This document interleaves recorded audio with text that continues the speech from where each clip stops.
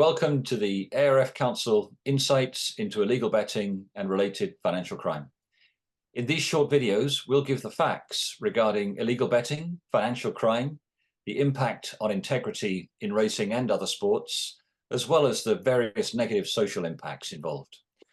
Today, for this video, we have James Porteous, the head of research of the Council, to talk about the use of cryptocurrencies in betting and the threats that this brings to racing and other sports. James, just as an introduction, in your last article for the ARF Council Bulletin, which is titled How Illegal Betting and Related Money Laundering Flourished Despite the Crypto Winter, you wrote that cryptocurrency has expanded significantly in illegal betting since the ARF Council highlighted the issue in 2021. For illegal betting operators, cryptocurrencies are highly attractive to avoid anti-money laundering laws and regulations, and also to commingle the proceeds of other crimes such as drug trafficking, unquote. Very incisive, James. I think one of the leading articles on this subject that I've seen around the world. So perhaps you could expand on this just a little bit for this video. As you've been observing and analyzing the impact of cryptocurrencies on illegal betting markets for quite a few years, can you give us an overview of what you've seen and tell us why this is important for both racing and other sports integrity, as well as financial crime risk management? Over to you, James. Thanks, Martin. So to start with your last question first, why is understanding cryptocurrency and illegal betting important to racing and other sports? Simply put, it's now fundamental to illegal betting operators, which are the #1 threat to the integrity of racing and other sports. And from a financial crime risk, it's also fundamental to the massive criminal enterprises as well as illegal betting that they run. So we started looking at cryptocurrency in around 2019, 2020. And what we saw then was that it was big and growing in illegal betting. And so we looked at it again in early 23 and late 22. And we've actually found it's far from being hampered by the so-called crypto winter. Actually, crypto-related crime in general is flourishing, and illegal betting is part of that.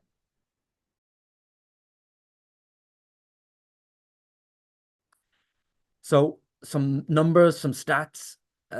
We looked at the number of so-called licensed but under-regulated websites, which are typically licensed in jurisdictions like Curacao, but they typically have zero regulations or zero oversight. These are illegal betting with a veneer of legitimacy. We found that they had increased by 26% since we last looked at it. And we looked at the top 20 most popular of these operators, many of which will be well known to anybody who follows sport because they advertise heavily on live sport. And we found that about 57 million people have visited these websites on a regular basis, most of which are in India, Brazil, the United States, and other jurisdictions where these operators are not licensed and are illegal betting. Let's be clear. India, Brazil, these markets are huge markets, but these operators are not legal and regulated in those markets. Some of these have extremely shady business practices. They market to children and underage people via live streaming on video games. They advise their customers how to evade geo-blocking on chat applications. They promote their streams on pirate streams of live sport. So pirated broadcasts of the very sport on which they depend. And some have been publicly named as linked to criminals and organized crime. So these are essentially parasites on racing and sport, using cryptocurrency to target bettors in jurisdictions where they know their product is illegal and to evade regulations. Okay, and this is the so-called licensed part of the illegal betting world. When we looked at the unlicensed operators employing cryptocurrencies, particularly in Asia, where we're focused, if anything, it's even worse.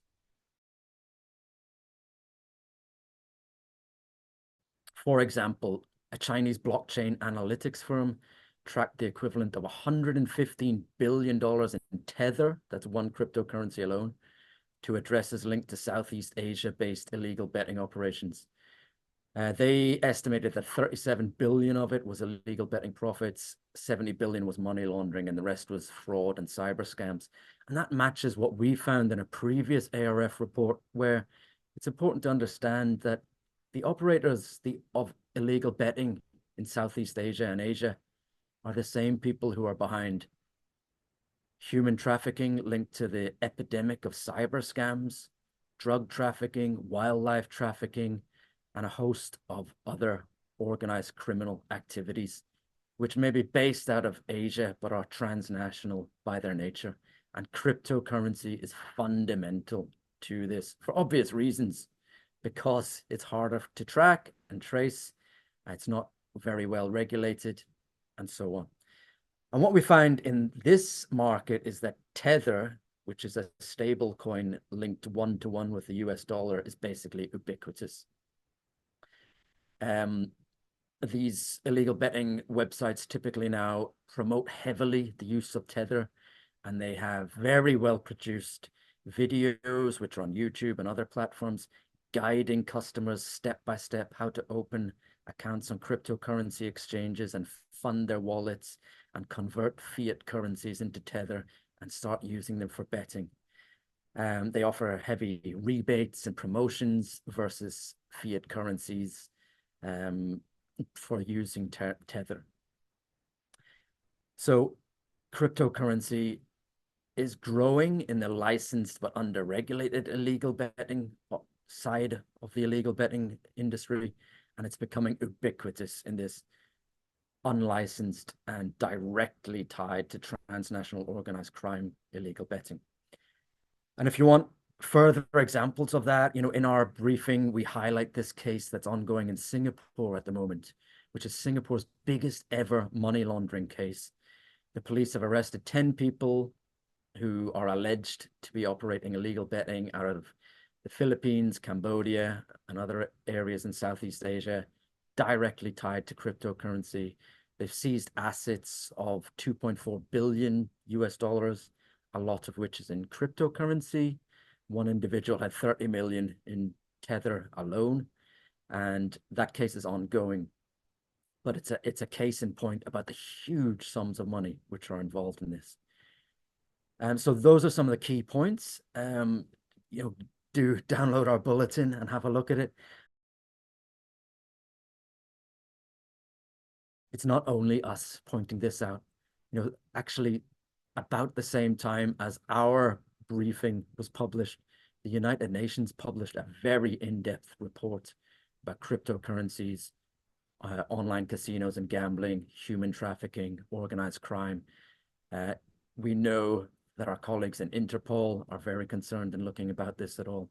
So, lest people think it's only the Asian Racing Federation Council on Illegal Betting raising this issue, this is now recognized as of global concern.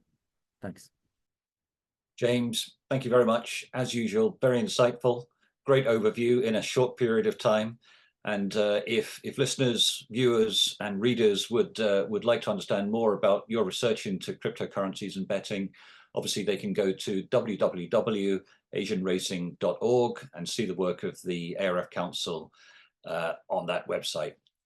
Thank you very much, James, and we'll see you next time for more insights. Thank you.